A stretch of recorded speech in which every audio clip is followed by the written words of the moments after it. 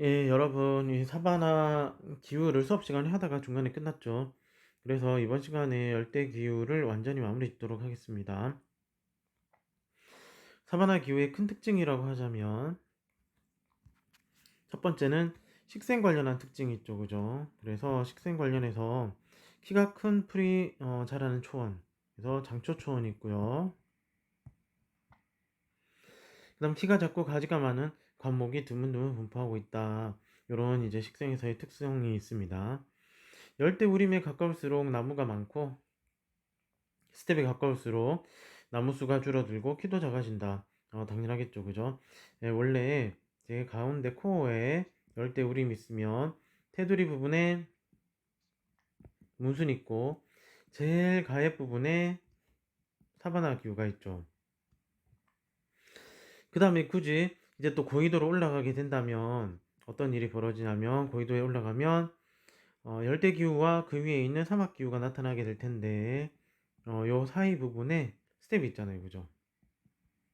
그래서 사바나 기후는 열대 우림 기후와 스텝 기후의 사이 부분에 위치한 기후가 될 겁니다. 그러면 열대 우림에 가까울수록 나무가 많아지고 스텝 기후에 가까울수록 나무 수가 줄어들고 키도 작아지고 사막 같은 느낌을 좀 주게 되겠죠. 야생동물의 서식에 유리해서 동물의 왕국이다 이렇게 표현하기도 한다는 거 들어본 적 있을 거예요, 그죠? 자, 열대 우림 기후 지역의 주변에 분포하는 기후다. 그 다음 아프리카에서는 이 기후 지역을 사바나라고 부르고, 남아메리카에서는 오리노코 해역에서는 야노스, 브라질 고원에서는 캠푸스, 나플라타강 상류 지역에서는 그란 차코라고 부른다고 했는데 한번 지역 보자고 그랬잖아요, 그죠? 적도의 북쪽에 오리노코 강이 흐르는 지역이 여기거든요. 여기가 야노스라고 불렀고, 그 다음에 브라질 고원지대 있죠, 여기가 캠푸스.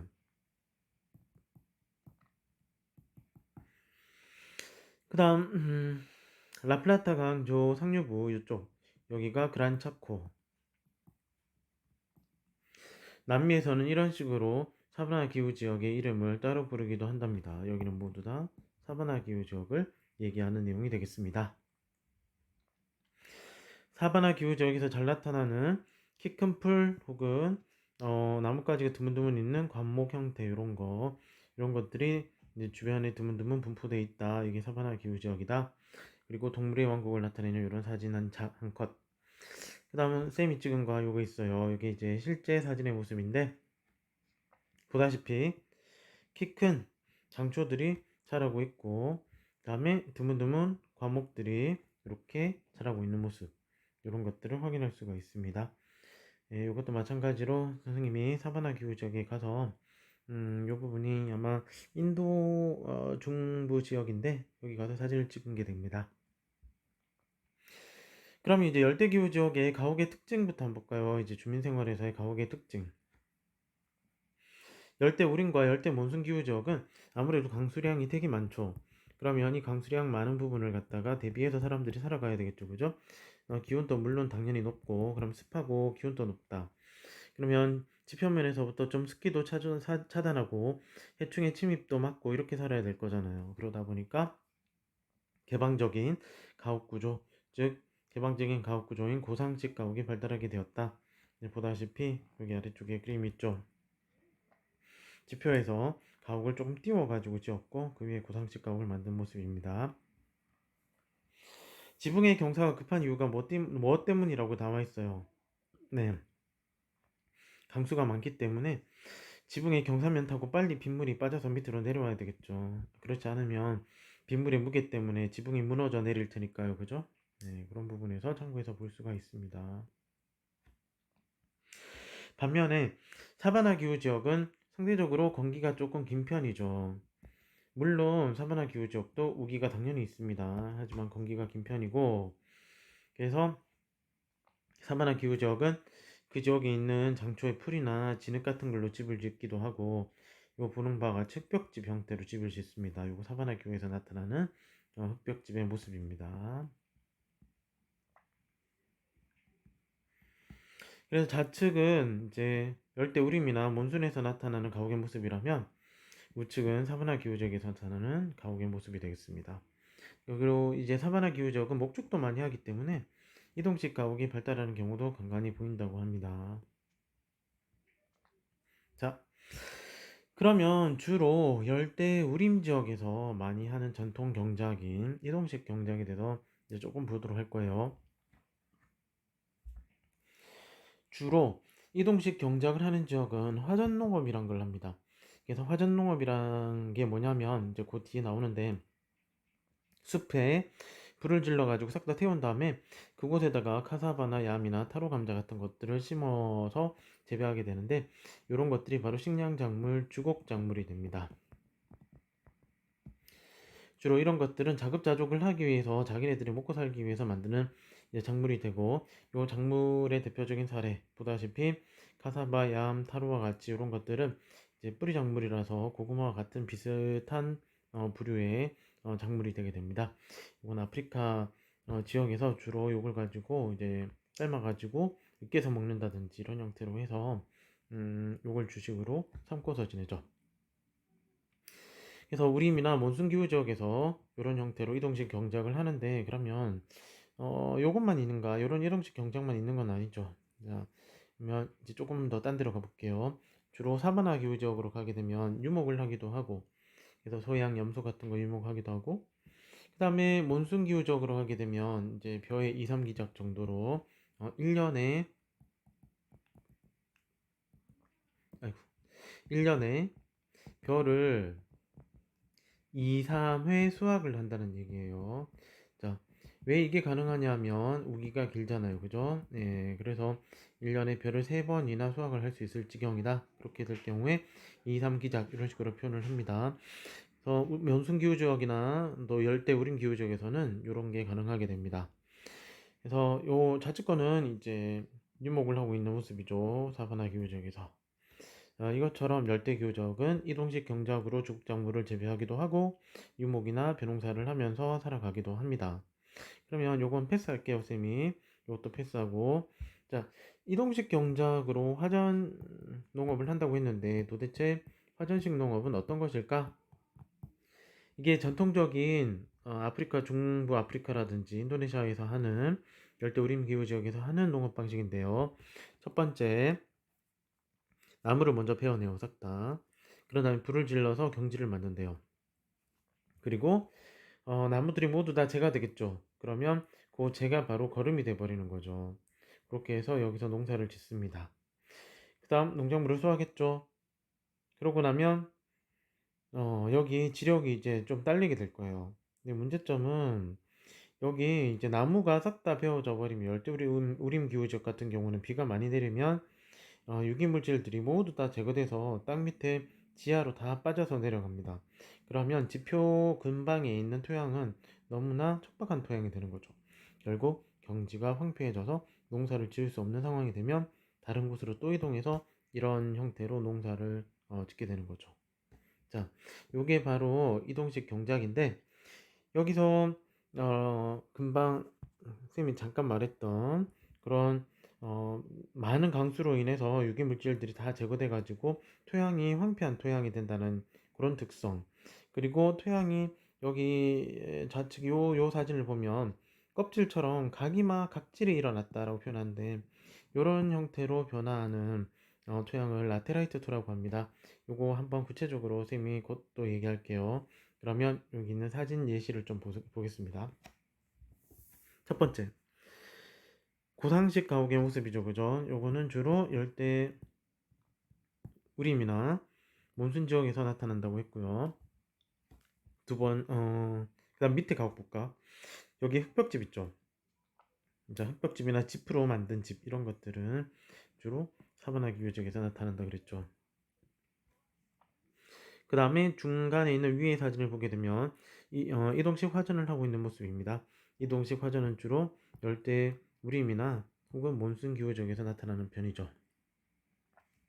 그 다음 아래쪽에 보면 천연 고무를 지금 추출하는 모습입니다. 천연 고무 농장에서 고무를 추출하는 건데 요거는 지금 아주 대규모로 경작을 하는 형태인데 요런 걸 이제 플랜테이션 경작을 한다라고 얘기하잖아요. 그죠?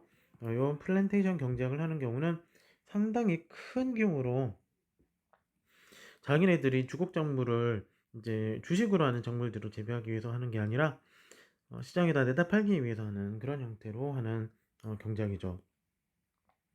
요거는 주로 몬순 지역 혹은 열대 우림 지역에서 천연고무의 재배를 많이 하고 있다고 합니다. 그 다음 맨 우측에 위에 보면 이거 동물의 왕국을 나타내는 열대 사바나 기후에서의 특성을 보여주는 거고, 그 다음 아래쪽에는요 마사이족들의 체험관광을 하게 되는 건데, 마사이족의 체험관광은 마찬가지 마사이족이 사는 곳은 열대 사바나 기후 지역입니다. 이렇게 해서 몇 군데의 열대 우림, 열대 몬순, 열대 사바나 기후 지역의 삶의 모습들을 간단하게 한번 살펴봤습니다.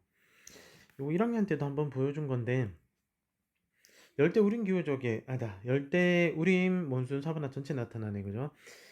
전체적으로 토양의 색깔이 열대 기후 지역은 이렇게 붉은색을 띠거든요. 열대 우림 기후 지역에서 토양이 붉은색을 띠는 이유는 산화되었기 때문이다라고 얘기합니다. 토양이 산화되었다는 것은 무슨 의미일까요? 자, 습기가 있는 곳이 공기를 만나게 되고, 그 과정에서 예를 들어서 알루미늄이나 철 같은 게 있을 경우에 이것들이 녹이 슬면 녹슴, 녹슬다. 자, 이렇게 돼버리면 이 과정을 산화되었다라고 표현을 하죠. 그죠? 그래서 녹슬면 색깔이 어떻게 돼요? 붉은색이 되잖아요. 이런 원리가 그대로 담겨 있는 것이 바로 이 토양의 모습입니다. 자, 그래서 녹이 슬면은 손에 되게 이런 식으로 녹슨 물질들이 쉽게 묻잖아요. 그 똑같은 원리로 산화되어 가지고 녹슨 토양의 알루미늄 철 부분이 쌤의 손에 묻어가지고 이렇게 된 겁니다.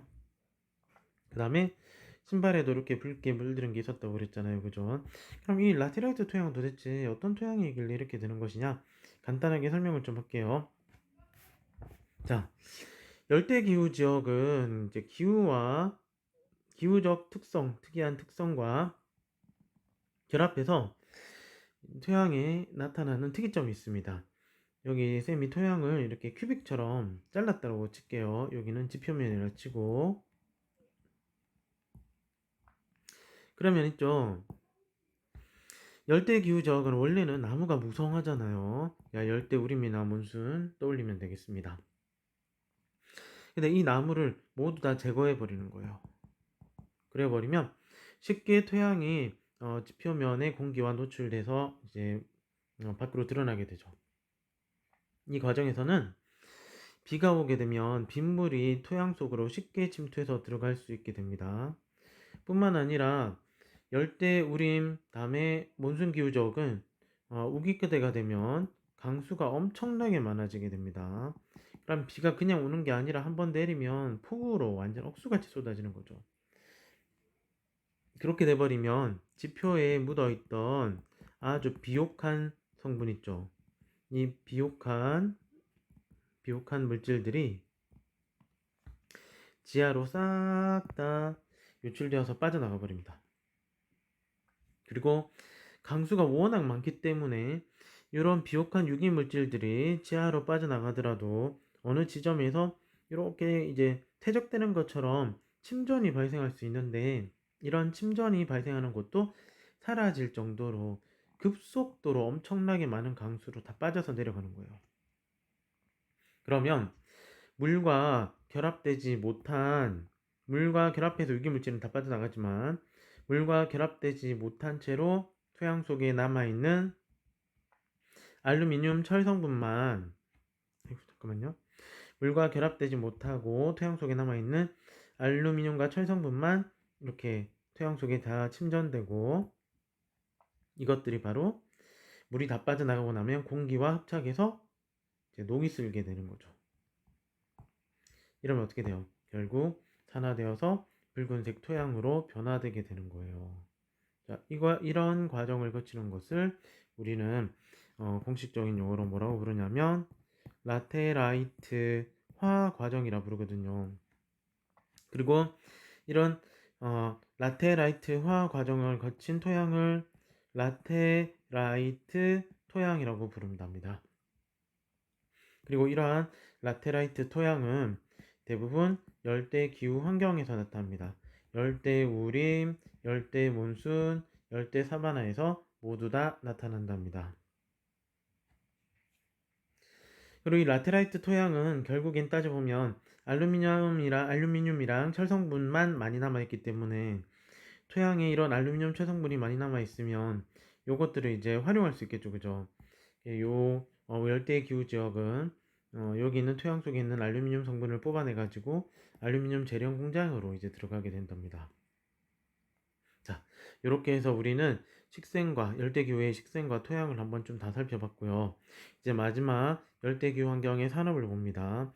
아까도 잠깐 봤지만 산업 중에 그러니까 잠깐 나온 것들은 모두 다 기본적인 자기네들의 자급자족형 산업이 예전에는 어떻게 발달했는지 그 부분을 알려주기 위해서 간단히 전통식 농업인 이동식 화전농업을 봤던 거죠. 혹은 유목을 하기도 하고, 그죠? 그리고 벼 재배를 할 때 이기작, 상기작 이렇게 재배하는 것들이 있었다. 요 정도까지 얘기를 했던 겁니다. 농업에서. 그런데 식민 지배를 거치면서 이 지역들이 그러니까 이제 요 열대기후 지역은 문명이 좀 발달하지 않았잖아요. 그래가지고 서구 사회에서 열대기후 지역으로 와가지고 식민 지배를 하기 시작하잖아요. 그 과정에서 선진국 서구 이제 유럽 사람들이 자신들의 자본이랑 기술력을 가지고 와서 원주민의 노동력을 활용해 가지고 열대 기후 환경에 적합한 플랜테이션 농업을 진행하게 됩니다. 그래서 이 플랜테이션 농업은 바로 규모의 경제 효과를 누리는 대규모 경작을 하게 되는 거죠. 또한 이런 자급자족형 자기네들의 주곡작물 재배가 아니라 기호식품, 다음에 원료작물 이런 것들을 재배해서 실질적으로 자국의 식량 생산에는 전혀 도움이 되지 않고 오로지 상품 작물만을 재배하는 그런 형태로 진행이 돼 가지고 단일 경작을 하게 된답니다. 단일 경작 그러니까 한두 가지 기후 작물, 원료 작물 이런 것들만 한 나라 안에서 엄청나게 재배를 하는 거죠.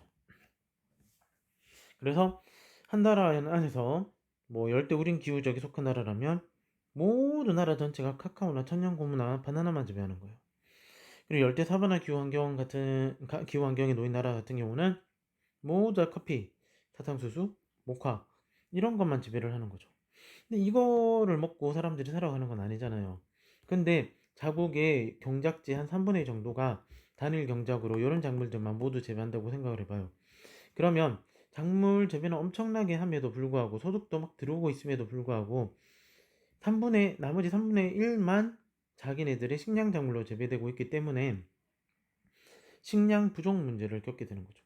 그리고 희한하게 이제 이런 상황에서 자기네들 이렇게 판매를 하고 벌어들인 수익 가지고 다시 또 부족한 식량 작물 때문에 식량 작물을 해외에서 수입하는 희한한 일이 벌어지기도 한답니다. 이게 아프리카에 혹은 인도네시아나 이런 지역에서의 믿을 수 없는 희한한 그런 경제 구조로 일어난 일이 된다고 말씀드릴 수가 있습니다. 자, 그 다음에 관광 자원입니다. 열대 우림에서의 뭐 트리킹, 그 다음에 사바나 기후 지역의 사파리, 전통 부족의 생활체험, 체험 관광 이런 것들이 이제 발달해 있고요. 자원, 금방 아까 얘기했죠. 라테라이트 토양에는 알루미늄이 많이 있다. 그래서 알루미늄의 원료인 보크사이트 등 이런 것들이 이제 토양 속에 들어가 있기 때문에 알루미늄 재련 공업을 위한 지하 자원으로 열대 우림에 있는 열대 모수 사바나에 있는 뭐 라테라이트 토양으로부터 추출을 많이 하고 있다. 알루미늄을 이렇게 알고 있으면 되겠습니다. 자, 요거는 선생님이 또 가서 촬영한 건데 좌측에 뭘까요? 이게 과연 여기 있는 거. 자, 바로 요게 사양 고양이 똥입니다. 사양 고양이가 이제 커피나무에서 커피콩을 먹고 그럼 똥을 싸거든요. 커피콩이 소화가 안 되는 거예요. 단단해가지고.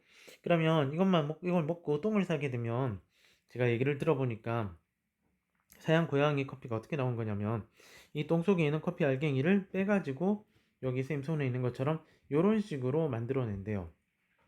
근데 굳이 왜 하필 사양 고양이한테 커피콩을 먹여가지고, 그리고 소화도 안 되는 거를 갖다가 그대로 똥으로 나오게 방출하게 하느냐 이렇게 물어봤더니, 요게 지금 사양 고양이 장을 통해서 한참을 뭐 이렇게 똥으로 만들어져서 쭉 빠져나오면 좀 자연 천연 발효가 된다네요. 천연 발효가 되는 효과를 누리게 만든 다음에 이렇게 커피콩을 뽑아내게 되면 커피콩의 뭐 커피의 향이랑 풍미, 그 다음에 건강에도 더 좋다라고 얘기를 하더라고요. 그래서 좀 이해는 안 가지만 이런 형태로 해서 고가의 물건이 팔리고 있기도 하답니다. 그 다음 번째는 이제 인도네시아의 플랜테이션, 아까도 봤던 인도네시아의 사양 고양이 똥과 같은 이런 이제 곳들을 활용한 커피 플랜테이션 농장 같은 경우 어떻게 되는가 한번 볼까요? 과거 네덜란드 식민지를 거쳤어요, 인도네시아는. 그래서 네덜란드의 식민지 시절 때, 요때 이제 뭐 네덜란드가 필요로 하는 후추, 육두구 이런 상품 작물을 재배하게 됐고, 그리고 네덜란드의 자본과 기술력을 가져오고 원주민의 노동력을 활용해가지고 이제 커피 생산 이런 거, 대표적으로 커피 생산 같은 것들을 엄청나게 많이 하게 된대요. 자, 이렇게 해서 살아왔는데 현재 오게 되면 최근에는 커피, 사탕수수, 뭐 차, 그다음 담배, 카카오 이런 것들을 다 재배하고 과거의 식민지 시대 때 배웠던 기술을 활용해서 플랜테이션 농업을 진행하고 있습니다. 자, 근데 여기서 말하자면 마찬가지로 커피, 사탕수수, 차, 담배, 카카오는 주곡 작물이 아니죠. 그래서 대부분 다 기호식품인 상품 작물, 그러니까 수출용, 내수용이 아닌 주로 수출용으로 재배하는 상품 작물 재배하는 상태입니다. 그러면 인도네시아 사람들은 인구가 2억 명이 넘는데 이 사람들 전체가 자급자족할 정도로 충분한 식량 작물을 재배하느냐, 또 그렇지는 않대요. 그렇게 쌀을 많이 생산함에도 불구하고 인도네시아는 거의 딱 맞거나 조금 부족한 수준, 이렇게 되는 거죠. 그 다음, 그럼 식량 작물과의 경합으로 인해서 어려움에 처했다 이렇게 나오죠, 그죠? 그래서 기후변화, 환경 문제 이런 것들에도 직면하고, 왜냐하면 여기는 플랜테이션 경작 같은 경우는 상당히 대규모로 재배를 하고 있기 때문에 좌측 하단에 보이는 것 같이 열대림을 훼손하게 된답니다. 열대림을 훼손하면서까지 거대한 경작지를 만들어서 이 거대한 경작지에다가 단일 경작으로 이제 커피, 사탕수수 이런 걸 재배하고 대량 생산을 하게 되는 거죠. 자, 이런 형태로 하고 있기 때문에 바로 저개발 국가에서의 플랜테이션 농업이 문제가 된다라고 많이 얘기를 하고 있답니다. 자, 그래서 대표적인 플랜테이션 작물과 재배 지역을 보게 되면 뭐 서인도 제도는 사탕수수, 중앙아프리카는 바나나, 브라질과 콜롬비아는 커피나 카카오, 말레이시아는 고무, 스리랑카는 차, 이런 것들을 재배하고 있다라고 합니다. 자, 방금 본 것처럼 열대림이 플랜테이션 농업으로 인해서 파괴되고 있는데, 이거 우리는 열대림을 최대한 보존해야 될 가치가 있는 곳이라고 많이 배웠을 겁니다. 그럼 왜 그러냐? 열대림은 생물종이 엄청나게 다양하게 지켜지고 있다는 거 알고 있죠, 그죠? 그리고 열대림 지역은 상당히 산림 밀도가 높기 때문에 이 지역을 만약에 파괴시켜버리면, 자, 산림이 이산화탄소 흡수하고 산소 방출하는데 이런 지구의 허파 역할을 제대로 하지 못하게 되는 것이죠. 결국 이렇게 되면 지구온난화는 가속화되겠죠. 자, 그래서 뭐 물론 플랜테이션 농업 때문에만이라고 할 수 없고, 보다시피 도시화되고 경제기관되고 플랜테이션 방목지 조성 한옥하고 이런 것들 때문에 무분별하게 벌채가 이루어지는 과정에서 일이 벌어졌다라고 생각하면 되겠습니다. 그래서 열대림의 문제점이라고 한다면 지구온난화 가속화, 생물종 다양성 감소, 토양 침식 증가. 왜냐? 토양에 이쪽에 보다시피 산사면이 있는 이런 지역에서 산림지대를 싹 다 제거해버리면, 요게 안 그래도 열대기후 지역은 강수가 많기 때문에 쉽게 토양이 침식돼 가지고 다 훼손이 되겠죠. 그죠? 토양이 훼손돼 버리면 더 이상 복구가 불가능하다고 말할 수 있습니다. 열대기후 지역은. 그 다음에 원주민 삼탑 파괴 뭐 등등 이런 게 있습니다. 그래서 우리는 이렇게 해가지고 우리 지금 열대림에 대해서 열대기후 지역까지 살펴보게 되었습니다. 우리 온라인 클래스 상으로는 이렇게 해가지고 한 시간이 어떻게 되지? 25분 정도 되죠? 네, 이 정도까지 해가지고 마치도록 할게요. 온대기후는 일단 수능 실전 문제를 풀고 들어가는 게 낫겠죠. 그죠? 열대기후 수능 실전 문제까지 다 풀고 그 다음에 온대기후 들어가도록 할게요. 뭐 짧은가? 잠깐 사례로 예시로 온대기후를 볼 것이냐 뭐 별거 없다. 그죠? 네, 다음 시간에 하도록 하겠습니다. 네, 여기까지 하고 다음 시간에 보도록 할게요. 수고 많으셨습니다.